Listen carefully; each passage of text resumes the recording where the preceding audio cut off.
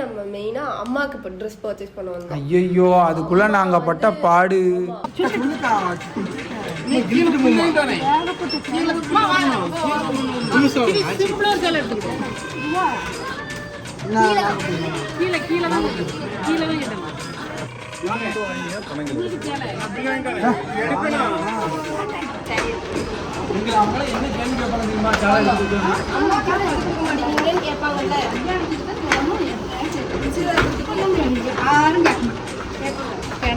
யாரும் கேட்காம கேட்கலாமா உங்களுக்கு நாங்க எடுக்கணும் கிடையாது.